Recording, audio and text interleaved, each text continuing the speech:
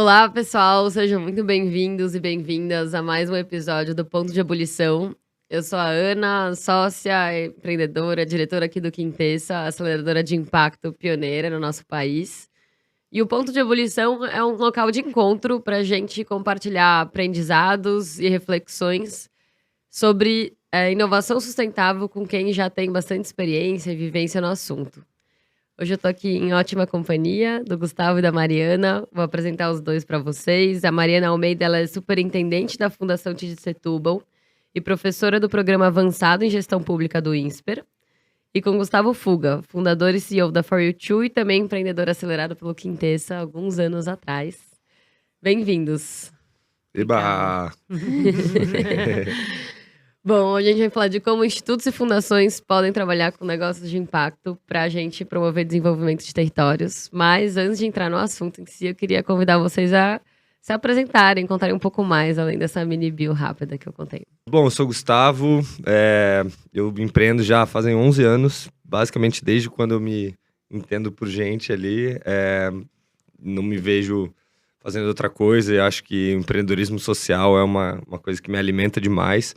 Comecei isso logo ali no início da faculdade mesmo, sem experiência, sem grana, sem recursos, como você sabe. E o Quintessa teve um papel fundamental nessa trajetória aqui, que eu gosto muito de citar, porque acho que tem uma curva de aprendizado do negócio em si e uma curva de aprendizado do empreendedor. E acho que o Quintessa me ajudou demais nas duas. Então, em resumo, tenho nesses 10 anos tocado a For You Too. A gente tem ampliado bastante o nosso impacto, tem crescido, inovado em vários modelos, buscando resolver o problema do ensino de inglês, que no Brasil é um desafio gigantesco. Pouquíssimas pessoas falam inglês ainda. E, sobretudo, quando a gente olha para os mais pobres, esse desafio é muito grande. E o impacto que o inglês traz na vida dessas pessoas é gigantesco também. Então, nosso desafio é basicamente simples, né? Só como fazer isso muito mais barato, muito melhor e em escala absurda. Então, é isso que tem me encantado aí nos últimos anos.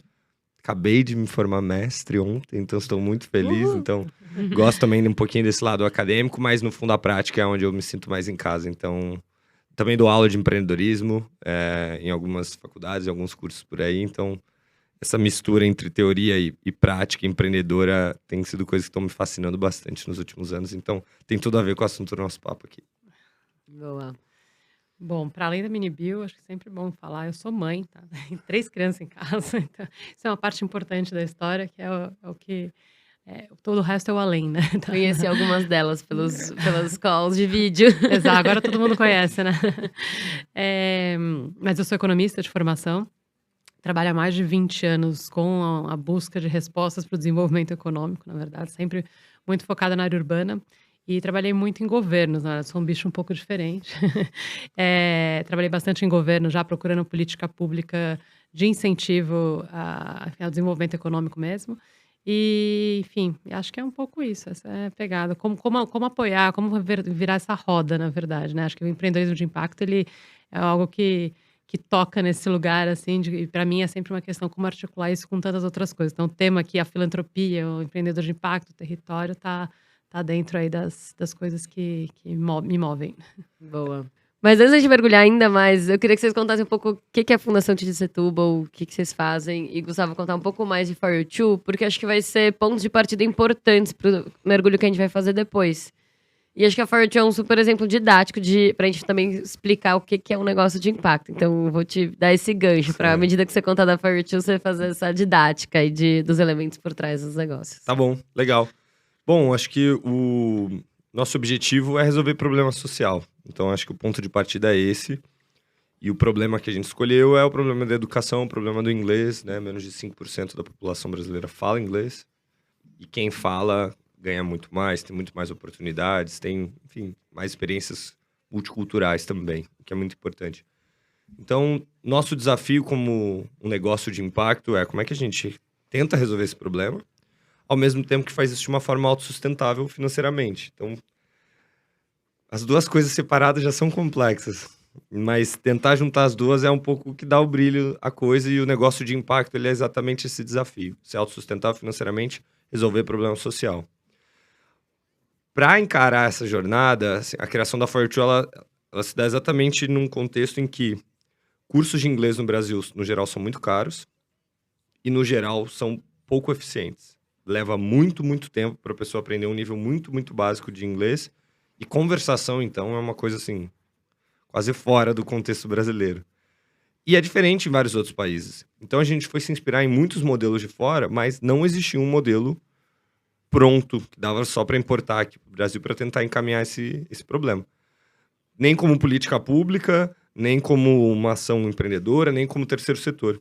Então eu costumo falar que o empreendedorismo social ele é algo mais amplo, porque ele independe do formato, ele independe se é uma ONG, se é uma empresa, um instituto. Mas no nosso caso a gente resolveu surgir como uma empresa mesmo. A forma como a gente resolve ou tenta resolver o problema é... A gente criou o curso de inglês mais acessível do Brasil. Então, numa lógica de preço justo. Bem menor do que o preço praticado pela maioria das escolas. Só que também só cobrar barato não resolve. Tem que ser bom.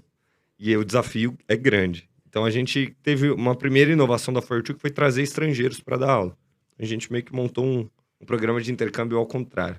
No geral, é brasileiro querendo ir morar fora. A gente resolveu trazer gringos para morar aqui. Como a gente carinhosamente chama.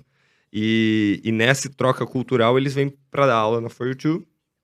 E a gente consegue ter ali professores de muita qualidade, pessoas que às vezes, muitas vezes nem falam português, o que é bom, ajuda, estimula o aluno a se desenvolver quase como no intercâmbio. Então a nossa metodologia é muito focada em conversação também. E a gente surgiu em 2012, já fazem 10 anos esse ano. E a gente tem expandido o nosso impacto através de um modelo de franquia de impacto, como a gente chama. Então, nossa ideia foi, a gente aprendeu como montar uma escola moderna, uma escola eficiente, uma escola de baixo custo e voltada para o público da classe CDE. A gente aprendeu a fazer isso a gente mesmo. Só que Brasil é continente, né? Muito grande. Tem 40 milhões de pessoas que querem aprender inglês no Brasil. É muita gente. Então a gente, no desafio de escala, que é o terceiro pilar, né? O primeiro é qualidade, o segundo é acessibilidade, preço, e o terceiro é, vamos escalar essas duas coisas. E a gente descobriu que o modelo de franquia ele podia ser um caminho muito legal para replicar não só o impacto para o aluno e para o professor, mas também para o empreendedor.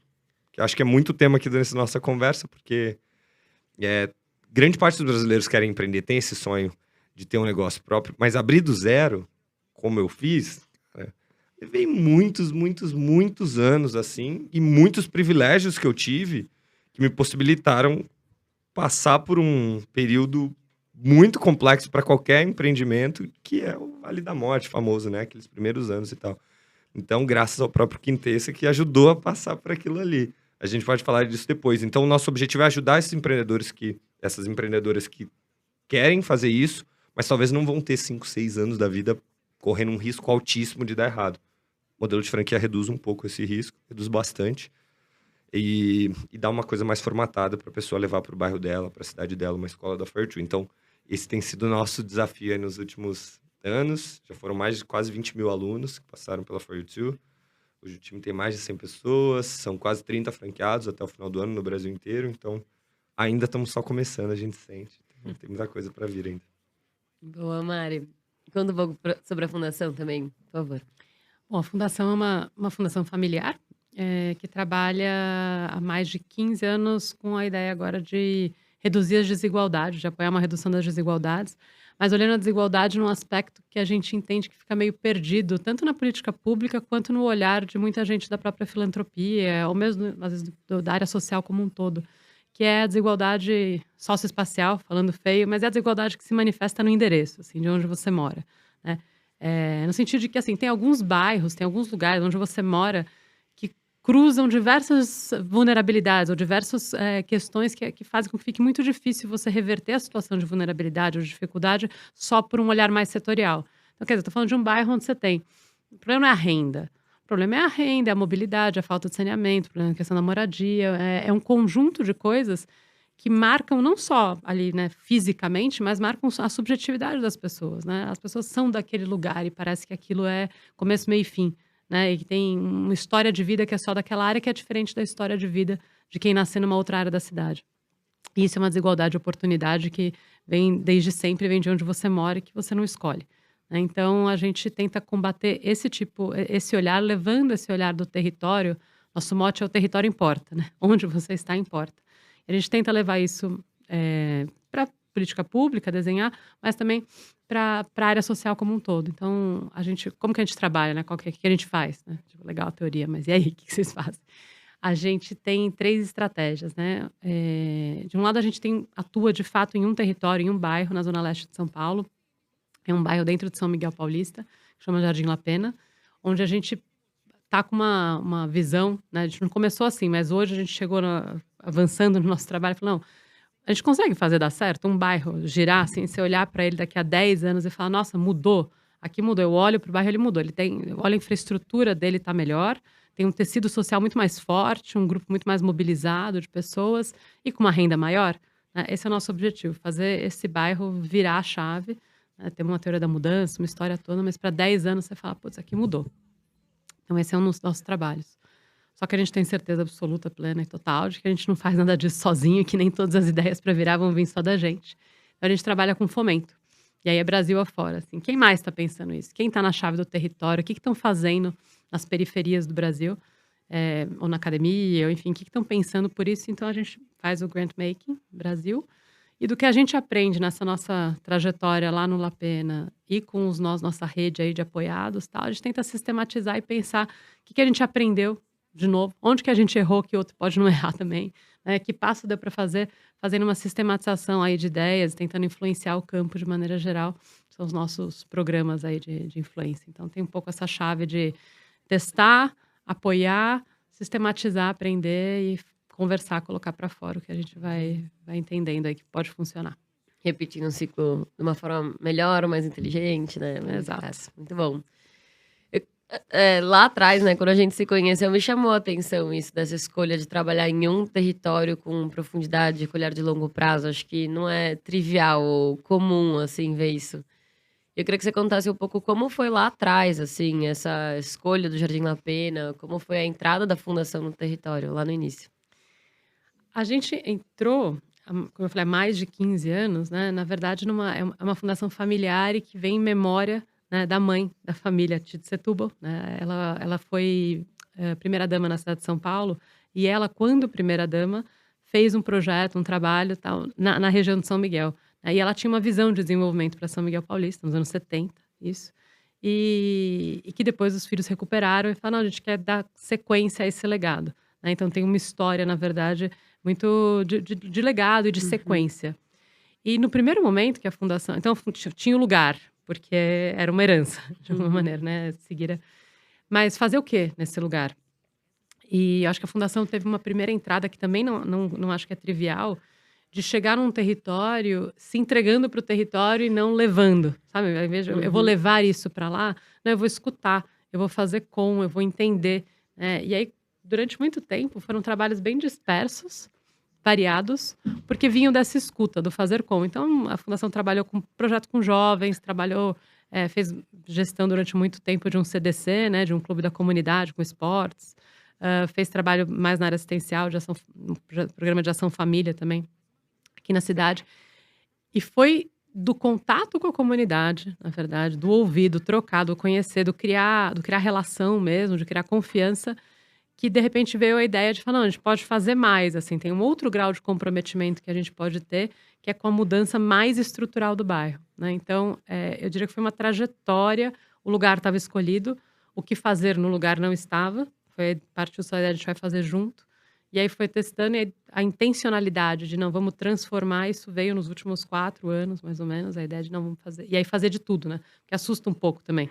Mas vocês fazem o quê? A gente trabalha com saneamento, empreendedorismo, formação de jovens, é um pouco de tudo. Não tudo a gente, mas não sozinho. A gente é um catalisador de projetos, de parcerias, tal, públicas e privadas que acontecem no bairro. Legal.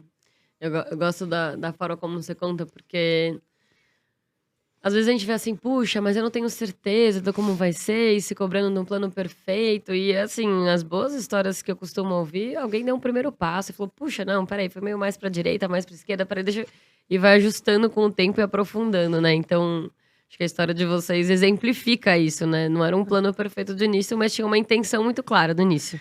E a partir dali foi se melhorando na prática. Né? Sabe que eu dou aula, né? A área que eu dou aula é de planejamento e orçamento público. E uma das coisas que eu gosto de falar é que plano, na verdade, não é feito para ser seguido, né? Assim, à risca. Um bom plano não é aquele que você não tem mudança na tua trajetória. Aliás, se você não mudar nada, provavelmente você não fez uma boa leitura de contexto. Porque a vida vai acontecer e você não vai prever tudo que está acontecendo. Então, não é isso.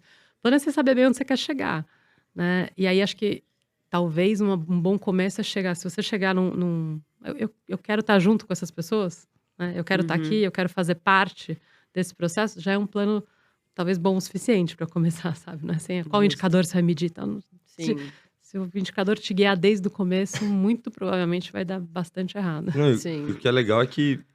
Engraçado, porque essa cultura do teste, da tentativa, vem muito do universo das startups, né? E ver isso se ramificando para vários outros setores, para o setor público, então, ainda que pareça uma distância tão grande, né? Daqueles jeitos antigos de se fazer as coisas, aqueles planejamentos super complexos, mas que na prática, como você trouxe, né? O dia a dia vai engolindo. E até os institutos, as fundações também incorporando um pouco essa mentalidade de testar e erro e aprendizado. Isso, cara, é uma coisa que parecia muito distante alguns anos atrás e ver alguns casos, claro, de vanguarda, como a própria fundação, puxando esse tipo de mentalidade, eu acho que é muito mais importante até, ou tão importante quanto o impacto em si, é que tem uma mudança de mentalidade de como pensar em impacto, que vai além, né, de chegar com um plano, uma visão aqui estudada na academia e que vai tentar empurrar a goela abaixo na prática, porque muda muito, né, o tempo todo, né? Aí preciso só fazer um comentário. Eu acho que isso está acontecendo, também fico super feliz igual você, mas acho que a filantropia brasileira, assim, ainda precisa entender o lugar que ela ocupa, assim, porque você não pode ter uma filantropia avessa ao risco, né? É isso, o que a gente tem de melhor de estar no terceiro setor, porque o terceiro setor, ele é pequeno, certo? Ele não vai mudar o mundo, a gente tem essa consciência, assim, por quê? Porque muda a escala, que é a coisa que você falou. Frente à necessidade dele, ele é minúsculo. E a escala, ela vem do governo e é setor privado, que move realmente o grande funcionamento da sociedade está aí, né? Então, o que a gente tem de vantagem no terceiro setor, né? Poder arriscar, é aprender o que os outros não fazem, né? Eu falo pro pessoal, o meu maior ativo, como estando na fundação, é ter tempo. Eu tenho tempo de fazer um projeto de 10 anos no Jardim La Pena, e não sou cobrada por voto, né? Não vai bater o faturamento do mês, não tem meta.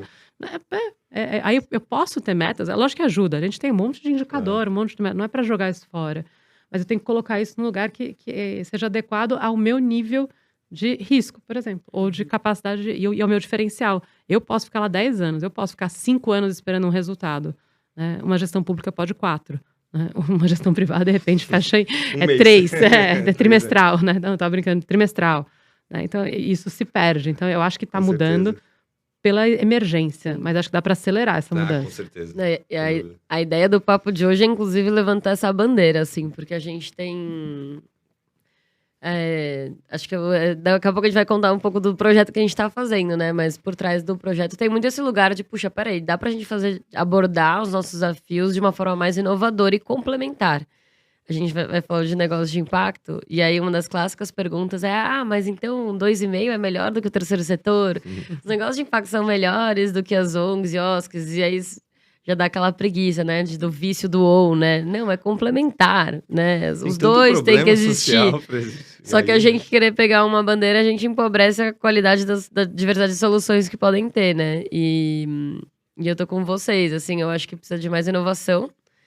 E até, acho que isso que nos traz ao papo de hoje também, né? De mostrar os negócios de impacto como esse ator que pode ser parceiro dos institutos e fundações para trazer, às vezes, mais rapidez nas transformações, poder de multiplicação, de escala, e que é completamente complementar a uma série de outras ações, como trabalhando com o poder público, fortalecendo atores locais, fomentando empreendedores locais e por aí em diante, né? Então, que bom que vocês já tocaram nesse assunto, porque esse é o lugar da gente mergulhar. Mas antes de mergulhar nisso, Mário, eu queria pegar um gancho do que você trouxe na sua fala, que eu acho que é muito bom, que foi que você traz do cuidado na forma como vocês entraram. E eu acho que um dos assuntos mais delicados, assim, que a gente vê quando traz uma fala como eu acabei de falar, é ser associado a um lugar meio de uma postura mais, digamos, colonizadora, sabe? Então vai ter aqui o pessoal, sei lá, do Sudeste, da Faria Lima, ou qualquer símbolo que a gente tenha pra, né, falar disso. Que vai lá entrar e trazer... E aqui eu acho que faz muito sentido pra mim o questionamento e olhar pra isso. Ao mesmo tempo onde eu falo, tá bom, como a gente não vira refém desse pensamento e também não impede de ter um espaço de colaboração e somar, né? Então não é que quem tá de fora vai trazer a solução, mas também não é que a gente pode, né, a gente deveria se impedir de ter essa contribuição de quem vem de fora. Então, vou pegar esse gancho, porque eu queria que você contasse também, do seu lado, Gus, você contou agora do modelo de franquia, mas, né, como eu já acompanhei a história de perto lá atrás, eu sei que não foi assim que começou. Então, que você contasse, assim, seja do antes e do agora, como que é esse processo de entrada em territórios onde você pessoalmente não conhecia, né, lá atrás, começando no Capão Redondo. Sim. Então, como que é esse processo de entrar para somar, mas ao mesmo tempo tendo esse respeito por quem tá lá, né, e voz e participação e tal?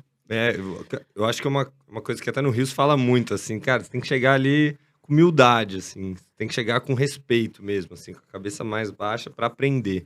Acho que essa mentalidade do aprendizado, que é uma cultura que vem da academia também, de, cara, tô validando hipóteses, ela tem esse lado muito legal, que parece que tá realmente aberto, mas ela vem com os nossos próprios vieses, é inevitável. Essa entrada, ela traz vieses, por mais que você tente escutar também, se você ficar extremamente passivo, as coisas também não mudam. Então, tem uma linha muito tênue que é difícil. E eu acho que a forma como a gente agora conseguiu endereçar isso é envolvendo mesmo. É dando voz, é incluindo a população, comunidade local mesmo no processo. A gente tentou fazer sem ser assim. A gente tentou ampliar o nosso impacto, depois que a gente já tinha uma série de escolas aqui em São Paulo, e a gente se sentia muito em casa aqui, muito dentro do processo aqui, a gente tentou replicar isso para o Brasil inteiro, ainda com escolas próprias nossas. E a gente encontrou uma barreira muito grande, que é a realidade local, mas principalmente a liderança local que está tocando aquele negócio. A gente, obviamente, tentava contratar pessoas locais e contratava, mas mesmo o formato contratar, ter alguém contratado ali para fazer uma posição que é uma posição típica de uma empreendedora, de um empreendedor, se mostrou assim um desafio muito grande. Os melhores processos, as melhores práticas não eram capazes de superar alguém com uma pegada empreendedora lá. E a gente tentou, acho que olhando agora, a gente de certa forma deve ter tentado, através de tecnologia, sistema, processo, ideias, inovações, tentar mitigar um pouquinho essa falta que faz o empreendedor local. A gente desistiu. A gente resolveu incluir mesmo. E aí mudou o modelo para, de fato, incluir uma pessoa que fosse dona da própria operação ali. E, obviamente, sendo uma pessoa da própria região, sabendo ali todos os desafios. Tendo uma margem para adaptar, e acho que isso é fundamental, tem que ter. Mas, ao mesmo tempo, tendo essa diretriz muito clara do tipo, a gente passou por essa jornada, a gente já errou bastante, você não precisa errar isso aqui mais. Então, acho que tem uma troca que ela é muito fundamental, mas que não é trivial, não. Quando a gente entrou, e a nossa primeira unidade é no Capão Redondo, eu acho que era muito num olhar de jovem em todos os sentidos, assim, né? Naquela, talvez até numa inocência jovem também, que a gente nunca, não poderia nem transparecer que tinha as respostas, porque a gente não tinha, e era claro para qualquer um que via a nossa primeira operação, que era ali um processo de, cara, estamos construindo junto, quase meio comunitário mesmo, assim, familiar, eu diria. Isso muito no início. Então, a nossa raiz, ela é muito já desse lugar. Eu acho que o Brasil é muito diferente. Eu nasci tava até vendo esses dias na UOL, na capa, tava lá falando sobre o bairro onde meus pais moram, onde eu fui criado. E é o maior bairro, eu não sabia disso, é o maior bairro do Brasil, tem 300 mil pessoas.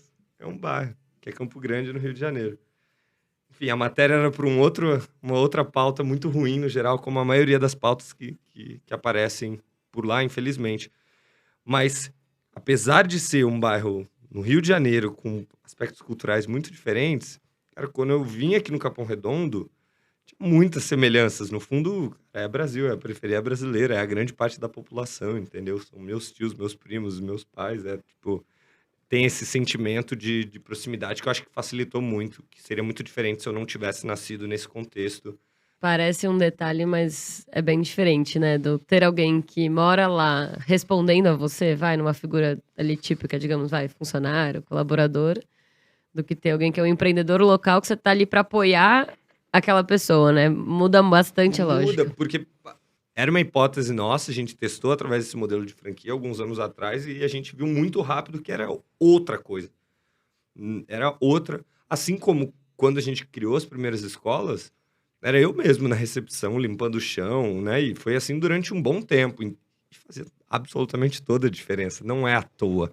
E não é que uma genialidade do indivíduo, mas é sistema de compensação, de motivação e de identificação. É meu, né? É nosso, é daqui, assim, o negócio fica aqui. Então tem muito esse orgulho. A gente é muito mais cobrado do que cobra hoje. Mário, eu queria mergulhar agora no assunto que eu falei, pera aí um pouquinho, daqui a pouco a gente volta, então eu vou voltar pra ele. Da gente falar de fato, assim, nessa história de como que os negócios de impacto podem fazer parte da estratégia dos institutos e fundações. E aí, pra isso, acho que queria te ouvir de uma forma mais ampla, mas principalmente como líder, né, da própria fundação. Então, você contar... Acho que é legal pra quem tá ouvindo você contar o que é o projeto, né? Que a gente tá fazendo juntos aqui entre Quintessa For2 e Fundação. Mas então contar o que é o projeto e da onde veio essa sua visão, assim, de que poderia compor a estratégia e de que forma você entendeu que poderia compor a estratégia e seria complementar. Tá.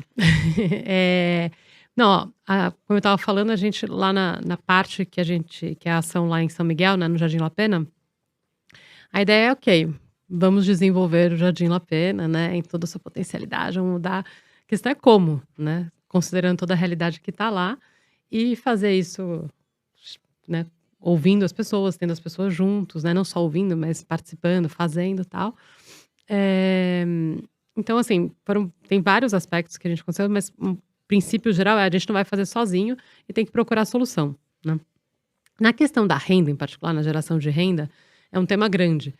Por quê? Porque esse bairro em particular não é muito diferente de outras periferias. Periferia tem isso, né? Tudo muito parecido, mas é sempre específico. E é por isso que o território importa, né? Você reconhece, mas a solução ela é particular, porque ela é única. Com certeza. É daquele território, né? Não é... Tem a Dona Maria e o Seu José, mas é aquela Dona Maria e o Seu José que vão ter que se falar naquele dia para fazer alguma coisa. Então, enfim, questão da renda lá. O Jardim La Pena, ele é bem isolado, digamos assim. Ele tá na periferia de São Paulo, estava cheio, mas ele é um bairro murado, né? E com pouco acesso e muito estigmatizado mesmo dentro da periferia. Então, não circula renda. As pessoas não compram de lá, né? Elas elas vão para fora, o que é bom tá fora. Então, como é que eu faço para aumentar a empregabilidade daquelas pessoas, mas também a geração de renda via empreendedorismo no local? Então, assim, a gente testou várias coisas. Tem algumas com uma boa solução, procurando as vocações locais, né? Então, tem um trabalho profundo na questão da gastronomia, que já é um trabalho feito lá há muitos e muitos anos. Tem uma questão na moda, que também trabalha muito com a identidade. Tem muita gente, né? As costureiras locais.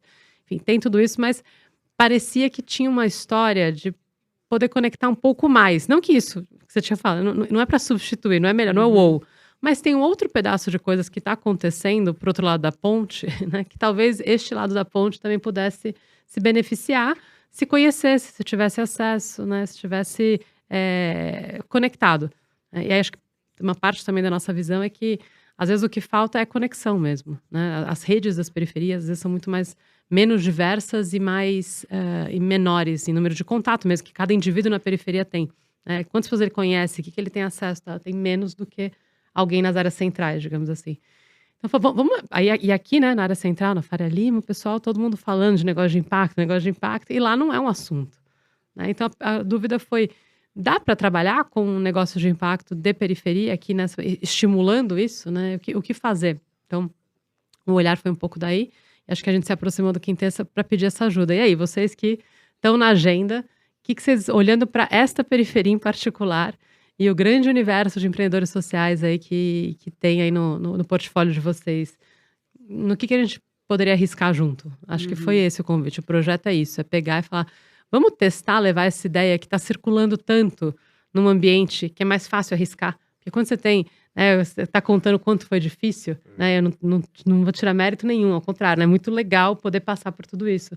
No fundo, o pessoal de periferia não tem a mesma condição de errar por tanto tempo, daí você troca, né? Vai para outro lugar. Então, isso que estava crescendo aqui não estava crescendo lá, mas ao mesmo tempo na periferia parece um lugar tão óbvio para você desenvolver negócio de impacto, né? Porque você precisa da renda, né? E precisa do impacto. Logo, por que não fazer? Então, acho que o projeto nada mais é do que isso. É uma ideia, eu diria, quase meio óbvia, né? Assim, você vai querer desenvolver um lugar, precisa desenvolver renda, por que não testar também esses modelos novos de organização, de estímulo do empreendedor, de provocação da sociedade em termos de fazer diferente, né? E aí a gente não sabia fazer isso sozinho, como eu falei. E aí, vamos lá. O que vocês têm aí para trazer? E acho que o projeto é isso, é escolher alguns empreendedores sociais que já atuam para incubar, enfim, inventar, criar um projeto ali para aquela periferia, para aquela área, e com isso tentar desenvolver um pouco dessa lógica do empreendedorismo de impacto. Vou só complementar uma coisa que me lembrou uma história muito boa. Quando você falou do entendimento que regiões periféricas têm sobre negócio de impacto, né? O Matheus, do Moradigna, grande amigo. Beijo. Ele me conta muito de uma história que quando eles estavam fazendo algumas pesquisas e conversas locais, assim, para tentar posicionar a marca, entender como é que eles iriam posicionar, ele perguntava muito para os clientes deles, é um negócio que trabalha em periferia, né? Que tem um trabalho local muito forte. E ele perguntava muito, assim, o entendimento das pessoas sobre o negócio de impacto. E o consenso que ele tinha é que as pessoas entendiam a palavra negócio como, sabe aquele negócio? Uma coisa. Aquele Coisa negócio. de impacto. É um trambolho de impacto, uma coisa de impacto, sabe? E eu acho que isso é muito legal, porque ao mesmo tempo que talvez o conceito, do jeito que está descrito, ele seja distante, a prática tem vários exemplos de negócios sociais, negócios de impacto ali, que não tem a menor ideia que são. Assim como tem vários... eu gosto muito, eu tenho dedicado muito a estudar esses termos todos que a gente usa em tecnologia, em startups, em metodologias ágeis. E quando você para pegar o conceito e analisa coisas que são feitas na periferia, em pequenos comércios, em pequenos negócios, assim, tem muito desses conceitos chiques, em inglês e sofisticados, sendo executados assim com maestria gigantesca. Mas o nome chique, né? O nome em inglês, a sigla, ela te conecta numa rede, né? E essa rede, de alguma maneira, te apoia. Exato. E essa que é a grande questão, assim, o nomear, né? Isso até uma coisa anterior, que é nomear um cara que trabalha por conta própria. Chamar esse cara de empreendedor, para ele já conecta ele em algum lugar. Assim, eu sou empreendedor, que nem outros empreendedores. Muda, assim. né? Eu já posso ser acelerado, investido, analisado, suportado? Ele é um cara que trabalha por conta própria. Você pergunta, né? O que você faz? Eu trabalho por conta.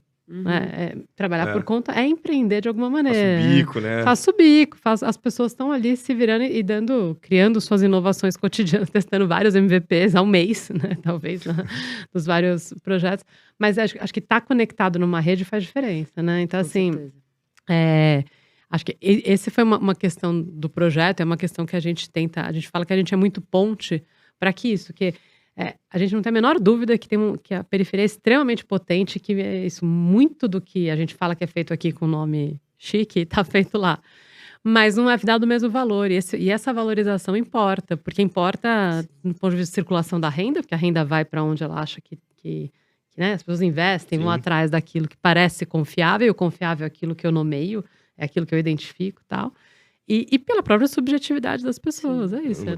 Motivação. E eu acho que é legal você estar trazendo, Mari, porque eu acho que quando eu falei lá atrás, né, da discussão, que para mim importa muito a forma como esse movimento é feito, né, o equilíbrio de poderes ali entre atores, mas ao mesmo tempo para mim é um bom. Então, como a gente faz isso bem feito e não vou fazer, né, por essas reflexões, é nesse lugar, assim, porque o que você tá falando da rede talvez se não fosse o Gustavo, que teve acesso a uma faculdade pública de qualidade e que acessou o Quintessa, que conectou com uma série de mentores, não teria dado para chegar numa metodologia com uma qualidade tão boa. Então, mas ao mesmo tempo o Gustavo não sabe sobre os locais que quer entrar como quem tá lá, né? Então, pra mim, essa é a beleza da história, assim, né? De que na soma vai fazer muito mais sentido. Mas tem uma coisa que você trouxe de... é óbvio. E eu lembro nas nossas primeiras conversas, né? Que era assim, tem desafios que o território tá vivendo, que tem empreendedor que tá, né? Empreendedores e empreendedoras que decidiram fazer isso da vida, resolver esses problemas. É meio óbvio essa conexão. Mas aqui eu acho que é óbvio quando a gente tá na mesma premissa de crenças e valores. E aí eu vou usar essa discussão meio de gancho para te fazer a pergunta do seu lado, Gus, porque quando a gente conversa disso com alguns outros institutos e fundações, a reação é falar assim, nossa, mas... Aí o outro lado do negócio, né? Não é o da coisa, mas é um negócio, é uma empresa. Eles geram lucro, eles geram receita. Por que eu vou usar a grana de filantropia pra apoiar eles? Não faz sentido. Eu vou ajudar quem não é negócio, né? Quem depende de doação. E essa tem sido, né? Aí esse é o foco da nossa discussão, que é entrar nessa discussão de valores, né? Aí tem, claro, tanto o gancho da realidade do empreender um negócio de impacto, que não é trivial, quanto de enxergar, que a gente fala, né, do negócio de impacto como um fim, no sentido de ter mais negócios de impacto em si já é uma causa, como dos negócios de impacto como um meio, né? Que é entender eles como esse veículo de transformação, que eles têm ali produtos e serviços que geram impacto na ponta. Mas tô trazendo toda essa discussão porque eu acho que foi óbvio na nossa conversa por você ter esse alinhamento de que, poxa, o lucro ele pode ser fonte de poder de escala e multiplicação, né? Ele não vai contra meu objetivo de gerar impacto. E aí, Gus, eu queria que você trouxesse um pouco desse lugar de por que pra você, como um empreendedor de negócio de impacto, faz sentido fazer parte de um projeto como esse com a fundação, né? Meio respondendo essa pergunta de, ué, você não gera lucro? Você não é um negócio? Por que você simplesmente não se vira e cresce aí pelas suas franquias, né? Sim. Por que fazer parceria desse tipo? Legal. Posso voltar só numa coisa Claro. antes que eu acho que é muito pertinente. Você pontuou aqui, que é essa questão do acesso, ainda na questão das traduções dos termos e de entradas em ampliações de redes, né?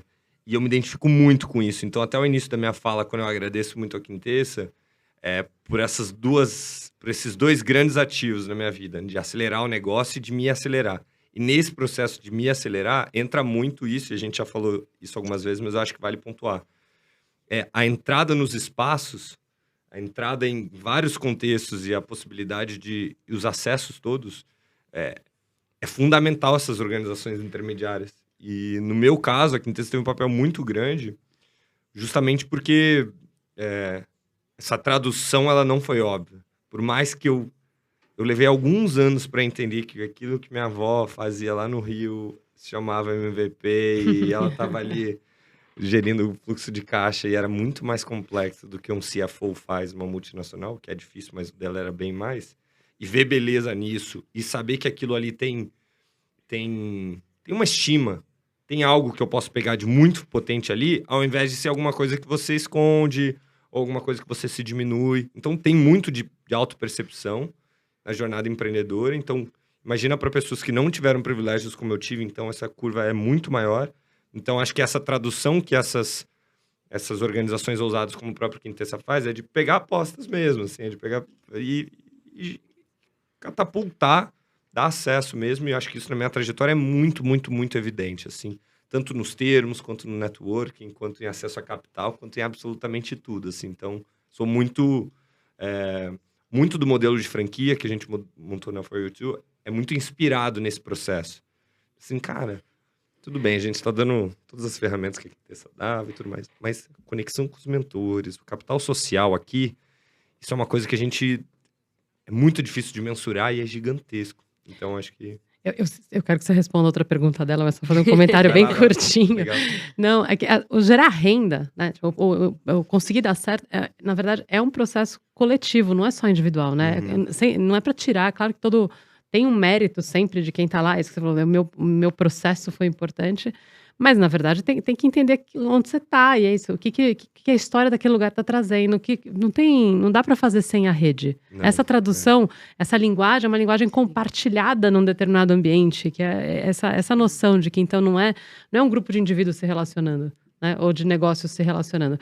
É um grande ambiente que já se relaciona e que você vai fazer inserção aí de novas ideias, de novas pessoas. Se a pessoa não consegue se inserir naquilo, ela pode ser genial, mas desconectada dessa relação social não dá para fazer. Então, acho que essa é uma coisa legal de pontuar mesmo, assim, porque e também falando que é um pouco isso que faz sentido sempre ser negócio. Tudo bem ser negócio, desde que tenha esse aspecto de entender que a gente está nesse caldo aí que é coletivo, tem uma responsabilidade coletiva para a história, né? Eu vou dar meu pedaço, vou fazer algo que é meu, que é pessoal e único, mas é dentro de um ambiente coletivo que se constrói também. Perfeito. Mas vamos voltar para a pergunta. Qual que era a pergunta? A pergunta era...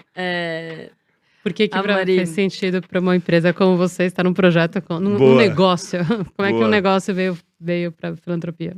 Acho que para a gente é muito claro, assim, Primeiro, porque o objetivo é igual.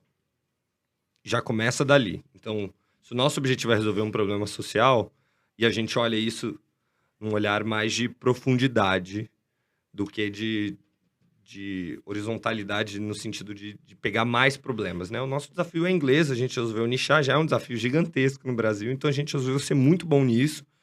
Cara, você é a melhor organização que faz isso. Então, se você está pensando em alguma forma, seja para você ou em escala, para tentar resolver esse problema em alguma região, numa escola, num governo, numa empresa, ou da sua família, do seu filho, cara, você pensar na For You Tree, a gente ser muito bom nisso, principalmente para esse público que mais precisa. Então, a gente se especializou muito nisso. Então, essas parcerias com outras organizações que têm uma visão mais ampla são cruciais. Grande parte dos nossos clientes hoje são nessa lógica. A gente tem, mesmo no nosso lado B2B, que a gente monta essas soluções mais específicas, no geral, são ou startups de tecnologia, mercado financeiro, que é um grupo, mas talvez a metade são organizações, projetos sociais, que contratam a gente para falar assim, cara, vocês sabem fazer. E isso é uma dor aqui para o nosso público, é um dos principais gargalos de empregabilidade. Empregabilidade é o nosso foco e a gente ensina um monte de coisa, mas a pessoa fica com esse não inglês e isso trava muito, assim, a carreira e oportunidades. Então, a gente entra e acopla. Então, esse caso específico da fundação, acho que é muito icônico pra gente, porque ele transcende o que geralmente a gente faz. O geralmente a gente faz é isso. Você vai, me contrata, eu presto serviço para você e formo jovens, ou formo o seu time. Aqui é além. Que é tipo, tá, vamos encontrar uma empreendedora da região, vamos capacitar, vamos treinar, vamos fazer essa tradução, pegar tudo que ela tem de gigantesco, tentar traduzir,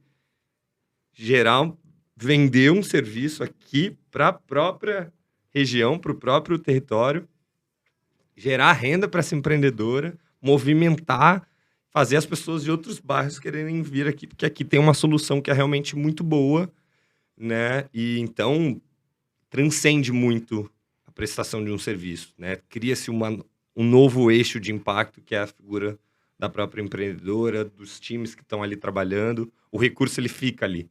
A gente pega o royalty, que é bem pequenininho ali. A gente quer mesmo que a coisa cresça tanto que ela possa abrir outras e outras e outras. Então, eu acho que, ao mesmo tempo que eu entendo esse dilema de uma fundação, de uma organização, pensar entre, talvez, doar o recurso para uma outra organização, terceiro setor ou um negócio de impacto, a princípio, é factível entender assim, puxa, parece que aqui precisa mais. Só que tem um detalhe.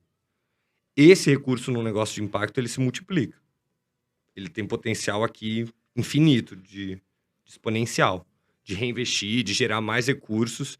Temos vários exemplos disso, até desde rodadas de investimento, de empréstimo, que poderiam ser doações para o terceiro setor, mas viraram empréstimos. Esses empréstimos, eu mesmo já peguei alguns deles, já pagamos.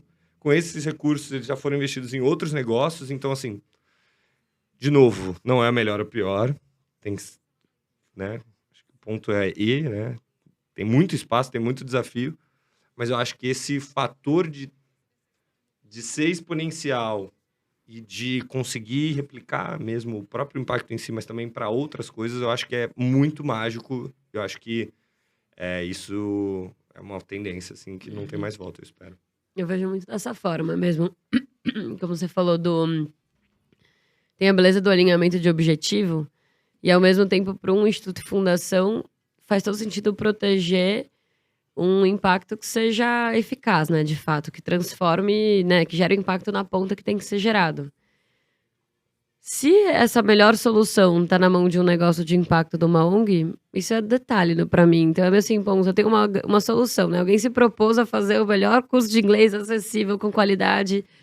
Puxa, deixa eu me emprestar dessa solução que existe no mercado, que já tá pronta para começar a gerar impacto no curto prazo. E de um outro lado, né, para quem tá empreendendo, é falar, bom, você quer contratar minha solução para implementar para quem precisa? Ótimo, exatamente esse é o meu propósito. E aí tem essa beleza que você trouxe, né? Depois o negócio de impacto, ele tem um incentivo de mercado para continuar crescendo no território, vendendo. E aí eu queria usar meio esse enredo porque tem um caso que você vivenciou com a Intersemente, que eu Sim. acho que exemplifica também, complementa aqui o repertório que a gente está discutindo. Você vai poder contar melhor do que eu, né? Mas acho que ali é um exemplo legal dessa visão ganha-ganha, né? De você entrando em novos territórios, tendo apoio financeiro para fazer esse movimento de expansão e ao mesmo tempo eles ganhando ali, né, no relacionamento com a comunidade, com os colaboradores. Então eu queria te pedir para contar assim, a Legal. experiência. Foi onde essa história começou pra gente. O nosso piloto do modelo de franquia começou lá atrás, pelo Instituto Intersement, depois pela Da Terra mesmo, que é uma empresa B, muito incrível, que também pensou num modelo parecido, de levar para o próprio território onde eles atuam, um modelo que já funcionava aqui em São Paulo. E eles ofereceram os recursos para a gente fazer isso. E foi graças a essas instituições que a gente aprendeu sobre o modelo de franquia, fazendo ainda comunidade própria. Então, todos esses aprendizados que hoje eu posso falar, eu falo, olha, ter um funcionário à distância, nesse modelo, fazendo um trabalho de impacto, não gera o mesmo resultado que uma franquia. Isso não é algo que a gente leu num livro. É algo que a gente comprou o risco e esses institutos, eles compraram esse risco. E é muito graças a eles que hoje a gente pensou num outro modelo. Por mais que aquele modelo exatamente tenha sido adaptado, acho que era esse o objetivo, sempre foi ter um impacto na região, ter as escolas lá, as escolas estão lá e a coisa está acontecendo. Então, de novo, essas instituições de vanguarda que entendem que o ganho, além do impacto em si, está num ganho da curva de aprendizado. De aprender, testar, tem um valor muito grande. E tem mesmo. Porque, no fundo, eles pagaram pelas escolas ali, em João Pessoa, Como foi o Pedro modelo? Foi um Leopoldo. empréstimo? Foi um empréstimo. Foi um empréstimo bem subsidiado e parte, em alguns casos, e até revertido em bolsas para os alunos ali daquela organização. E aí, em contrapartida, a gente abriu uma escola nossa naquele bairro que eles tinham. Então, bem ganha-ganha, mas ainda não era o modelo de franquia. Então, a gente contratava alguém de lá e rodava. Funcionava, era legal, mas não tinha aquele punch empreendedor que fazia a coisa crescer mesmo. Então, no fundo, eles financiaram por 3 escolas ao todo. Mas, na prática, o dinheiro deles estava ali financiando um aprendizado que hoje fez a Forte chegar em 30 escolas, franquias, e ano que vem a gente vai passar de 100. É muito por conta daquilo. A gente não teria como testar uma operação própria, com recurso próprio, fora de São Paulo, sabendo que o risco era gigantesco. Então, a gente não teria esse lastro para fazer esse tipo de teste naquele momento. Então, no fundo, é um investimento que ele se multiplicou em termos de impacto infinitamente, assim. E eu acho que é importante a gente saber que essa exponencialidade não é só quando o recurso volta e a gente paga o empréstimo de volta para eles, por exemplo, ou oferece a bolsa. Não, a curva de aprendizado aqui é porque o objetivo está alinhado. Então, no fundo, a Fortune crescendo é mais impacto crescendo, a gente vai reinvestir os nossos recursos para o negócio crescer ainda mais, então, no fundo, tá tudo no mesmo barco.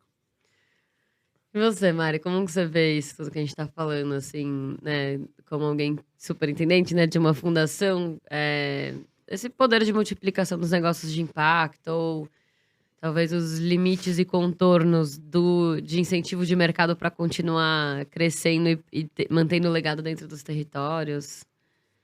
Como você enxerga isso? Bom, tem várias coisas, né, na verdade, porque tem uma parte que é bem do que eu estava falando antes, que é esse...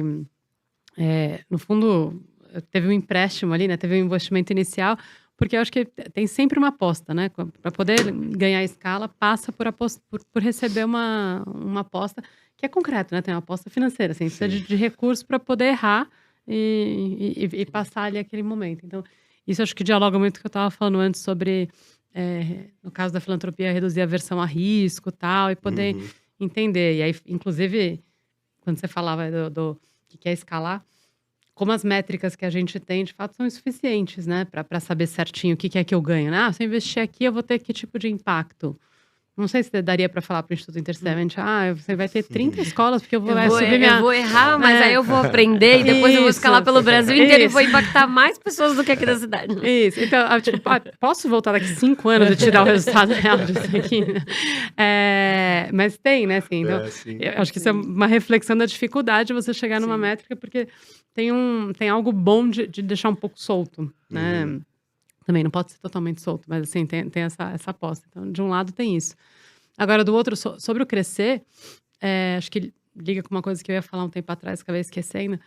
Especificamente para o meu tema, né? Território, tal, as periferias. As coisas ali, aqueles mercados são mercados que, né, já tem uma certa trava, né, de renda. A circulação da renda não vai para lá. Eu tenho, na verdade, uma fuga de renda, né? Cada um que é empregado numa periferia acaba gastando mais em grandes empresas. A renda, ela sai de lá, né? Tipo, alguém, por exemplo, um cara que estava desempregado é contratado, ganha o salário dele. A maior parte desse salário ele vai comprar em bens e serviços que muito provavelmente reconcentram a renda e não Tipo, moça perto do trabalho que não é no bairro, então deixou o dinheiro no outro bairro. Ou, sei lá, resolve fazer uma reforma na própria casa, mas é isso, todos os insumos que ele vai fazer a reforma na casa dele são comprados de grandes construtoras, de grandes que não tem, por exemplo, ainda um olhar de impacto. Pode ser, né? Isso reconcentra. Ele não tem muito um olhar para vou pegar o serviço prestado no bairro. Será que eu vou contratar uma Moura Digna ou eu vou contratar alguém de fora? Então, acho que tem uma perda da renda ali. Então, para eu fazer o negócio virar mesmo, para falar, não, fiz um negócio e isso gerou outro negócio, dá impacto territorial, tem que ser uma onda muito forte ali, naquele lugar que vai podendo, ao mesmo tempo que eu estou gerando renda para alguém, eu estou gerando possibilidade de consumo, né, de uso daquela renda no mesmo lugar, um efeito multiplicador local. Né? Isso é difícil de ter e exige, além do investimento em cada um, é um investimento nesse todo, assim, uma coisa de continuar. Eu acho que tem uma outra coisa. Você falou, né? Atuando no seu território e tal. Os projetos têm que dar tempo para acontecer, porque é isso, você tem que ter essa aposta aí e um tempo de continuidade. Se eu migro muito rápido de um lugar para o outro, esse fluxo aí que eu tô querendo gerar não vai acontecer. Sabe? Então, isso tem que ser meio que muita coisa junta e por um tempinho contínuo, assim, para poder virar. Eu acho que isso gera um clima, um ambiente para os negócios proliferarem nos territórios. Sabe quando você vê aquele... No centro a gente vê toda a arte. Nossa, aquele lugar tá bombando. Que é uma esquina, que bomba outra esquina, que bomba outra esquina, que vai indo e de repente você tem um grande polo de alguma coisa, né? Sim. Isso é assim, tem 1 milhão de modelos econômicos que mostram que é isso. As periferias são armadilhadas nesse sentido. Até uma armadilha que não vai. Porque é isso, põe R$1, um negócio dá certo, depois escapa. Depois um dá certo, depois escapa. Aí vem um ótimo projeto que dura 6 meses e vai embora. Então... um pouco a nossa aposta na fundação é tipo, vamos insistir e fazer de tudo ao mesmo tempo agora, né? Então, não sei, um pouco confuso, mas acho que a ideia é essa, para escalar do nosso lado como filantropia, precisa investir mais tempo e precisa acreditar em várias coisas num território para poder gerar essa dinâmica. Vou começar a caminhar para o fim já com vocês. E eu acho que a gente está falando aqui de um exemplo de fundação, na minha visão, que está ali bem na fronteira, assim, né? Os conceitos... A visão que você traz, Mari, assim, é música para os meus ouvidos e longe, assim, de ter a ver com o que eu vejo no dia a dia, assim. Essa visão, né, da importância do papel da filantropia que vem, né, de uma família empresária e como tem a importância dela tomando risco, incentivando para a gente descobrir novas soluções, reconhecendo a complexidade e a importância do longo prazo. Então, tô trazendo porque, assim, minha pergunta tem a ver com o que a gente acha que a gente vai estar falando sobre esse assunto daqui a 5, 10 anos. Então, acho que a fotografia atual isso a gente ainda considera novo, né? A gente acha, né, isso ainda é uma batalha que tá posta para agora, de mostrar que isso pode ser um caminho possível e passar por toda essa revisão aí, digamos, de conceitos. O que vocês acham que a gente vai estar falando daqui a 5, 10 anos sobre negócios de impacto e institutos e fundações trabalhando juntos? Tem um palpite aqui. Vocês viram semana passada, um grande amigo meu, parceiraço, investidor, enfim, o João Pacífico, do Grupo Gaia. Eu espero que a gente esteja discutindo coisas como a que ele fez agora. E como tem alguns fazendo nos Estados Unidos, né? Ele basicamente vendeu a empresa dele, doou para uma ONG agora e ele vai virar funcionário da própria empresa dele porque o dinheiro vicia. Tem isso, né? A gente fica querendo mais e isso atrapalha muito as nossas teorias de mudanças individuais, porque aparece uma outra coisa que atravessa na frente. Então eu espero que daqui a 5, 10 anos a gente esteja discutindo assim o quão comum e talvez o quão é esse o caminho mesmo, de cada vez mais e mais exemplos, como o próprio João, de pessoas que estão claro, buscando a sua sustentabilidade financeira e o seu recurso financeiro para ver para suas famílias e tudo mais, mas estão criando mecanismos para proteger isso, para não depender simplesmente assim, quero fazer o bem, estou numa condição boa, a economia está boa, então eu aumento meu bolso da filantropia. Não, tá aqui. O instrumento está montado, o resultado da empresa ele vai majoritariamente para projetos sociais e a estrutura está feita, eu tenho minha remuneração do risco de estar empreendendo e tudo mais, mas ela é determinada. Hoje o que acontece é que a margem de lucro ela fica fixa e todo o resto vai variando de acordo com o resultado. Por que a gente não faz o contrário? Então, de ter participações, por exemplo, em empresas de ONGs. Então, se não é como o João fez, que doa tudo, mas que 20%, 30% do capital social de uma empresa, de uma grande empresa, de uma startup, seja destinado a algum projeto que tenha um impacto que leve mais tempo, que requer um tipo de dinheiro diferente, para que esses dinheiros eles sejam um pouco mais equilibrados. Então, acho que espero estar discutindo esse tipo de instrumento, mecanismo, esse tipo de casos. Eu espero discutir isso aí também, ó. Gostei dessa. Mas só colocando eu gostei mesmo do que você falou. Acho que na verdade, é um pouco assumir uma responsabilidade coletiva, né? Porque até essa questão se é negócio, se não é, se a gente puder estar ressignificando esse conceito lá na frente, porque no fundo uma empresa, qualquer que seja ela, né? Ela tá sempre, né, transformando o ambiente onde ela está, porque ela produz alguma coisa, ela oferece alguma coisa, ela contrata pessoas. Então, ela também tem essa coisa da coletividade, né? Se tiver associado na sua forma de propriedade ou dentro das regras, a ideia de que tem que ter o impacto social, tem essa responsabilidade também por outros problemas que não são até o principal dela, né? Que não é o business dela, mas que está ali. Acho que é uma mudança bastante grande do sentido mesmo do lugar de cada um.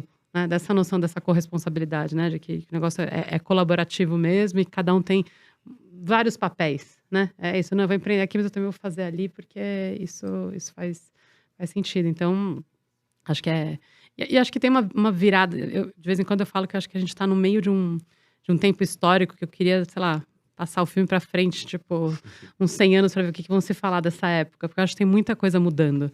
No sentido mesmo de como a gente se organiza socialmente, para produzir as coisas, para fazer. Tem muita coisa acontecendo em mudanças de gestão, de noção de propriedade, de incentivo ao trabalho. Né? O que as novas gerações querem? Será que elas, você falou, o dinheiro vicia? As novas gerações já vêm com um chip um pouquinho diferente, eu acho, nessa relação. Então, eu acho que a gente está vivendo uma mudança bem grande. Eu espero que talvez daqui a 10 anos não esteja num outro lugar essas coisas, com maior convergência daí de interesses, talvez, né? Isso do setor público, que produz valor público, mas é isso, a sociedade, o privado também produz valor público, pode produzir muito mais, né? E o filantrópico colaborando. Quem sabe o filantrópico some, gente, fica tudo nos outros dois lá misturados, porque vai ser uma grande produção de valor público, né? Enfim, então, uma boa visão de futuro essa de vocês dois.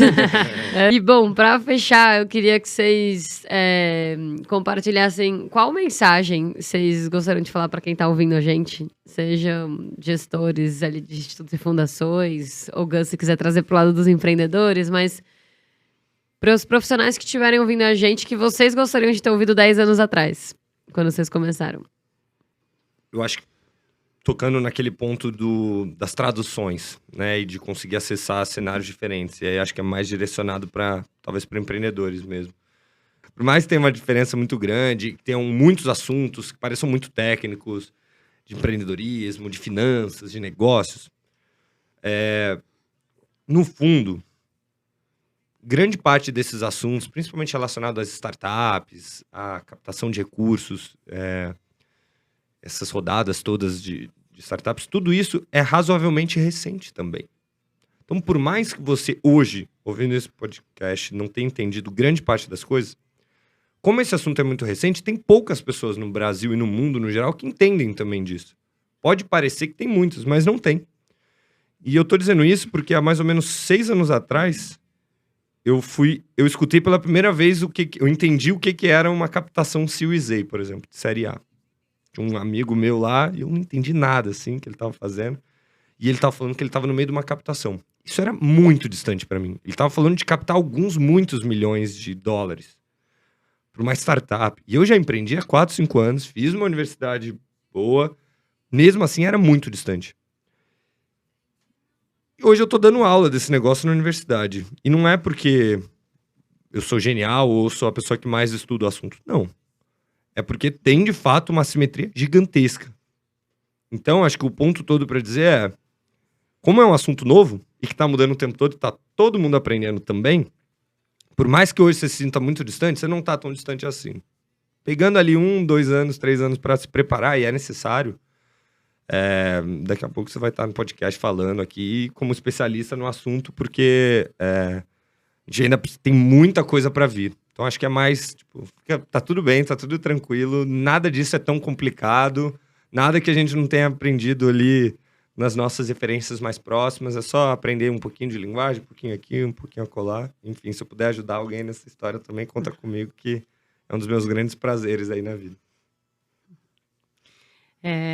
Antes de falar a mensagem, tem uma coisa que eu fui, acho, procurando lugar para falar e não falei, né? Mas só talvez uma expectativa aqui de que, bem antes de 10 anos, pelo menos, até num podcast como esse também, ele mesmo já seja mais diverso, né? Tava aqui só, a gente foi falando, tem uma hora que a gente tava falando de periferias, eu falei, pô, queria, de repente, a Marleide tinha que estar aqui, né? Falando de uma empreendedora de lá. Acho que isso é uma coisa que a gente vai ter que se acostumar mais, assim, né? De ter, enfim, é isso. Diversidade de origem, diversidade de raça, diversidade para poder conversar mesmo. E daí vão surgir, eu acho, algumas ideias e tal. Enfim, só porque isso ficou ali perdido. Mas eu não sei, acho que a mensagem, para mim, é até mais curta. A gente está num ponto de virada. Eu acho que e se ver num ponto de virada é importante para você. Uma coisa que você já falou, Ana. Em qualquer lugar que você esteja, não tentar, talvez, acertar o que aquele lugar... o que eu tenho que fazer aqui, né? Tipo, o que esperam de mim para fazer aqui no sentido de caixa, né? Se eu tô aqui, como é que se faz as coisas aqui nesse lugar, né? Muito provavelmente a forma como se faz as coisas em cada um dos lugares vai ter que mudar. Está mudando, tem que mudar e tem que mudar mais rápido. Acho que a gente tem um tremendo passivo social, assim. Essa coisa toda da pandemia que a gente veio falando. Eu quero que volte ao normal. Né? Não pode voltar. A gente não pode voltar ao normal, porque o normal, pré-pandemia, era muito ruim para algumas pessoas em geral, uma parcela grande da população. Então, se a gente olhar, a gente tem que aprender uma lição, assim, e a lição passa por mudar cada lugar, não é? Né? Ali, o governo, o empreendedor de impacto, ou a filantropia. É isso, tem que repensar, sair da caixa, e acho que, para mim, sempre foi muito forte, por exemplo, a ideia de será que dá para pensar assim? Será que eu estou errada? Será que eu estou desajustada de um espaço? Será que eu estou viajando? Né? E acho que estamos em tempos de viajar, né? De romper um pouquinho, com responsabilidade, com senso de justiça. Mas assim, se tiver fazendo sentido, se parecer que é melhor para você, para o entorno, para o coletivo, provavelmente vale a pena, assim, falar, fazer e transformar. Então, acho que a mensagem é... existe uma urgência, o mundo está urgindo por mudança. E é de todo mundo. Não vai ser alguém que vai chegar com uma grande ideia. A gente tem que quebrar essa história e ir rompendo os nossos espaços. Ótimo ponto que você tocou, Mari. Acho que é isso. Não dá pra gente negar que estamos aqui entre 3 privilegiados conversando sobre isso, né? Então, se a gente puder reconhecer e honrar os nossos privilégios, já é um ótimo ponto de partida, né? Sem culpa. Só falando mesmo, gente, tudo Sim. bem. Mas vale mas lembrar... como que eu honro eles, né? E passo eles adiante para que outros possam também chegar neles e ter também esses privilégios como a gente teve. Então, ótimo gancho que vocês dois deram pra gente poder lembrar disso, né? E obrigada, gente. Muito bom o papo. Eu gostei muito. Acho que vocês trouxeram várias reflexões e vivências que são necessárias para serem mais ditas. E tenho certeza que quem tá ouvindo a gente, né, agora aprendeu muito com a fala de vocês. Obrigada. Super obrigada pela oportunidade aí. Valeu. O roteiro dos episódios foi feito pela Mariana Vale, pela Paula Caione, com a minha contribuição. E a edição e a gravação foi feita pela Wen Produtora.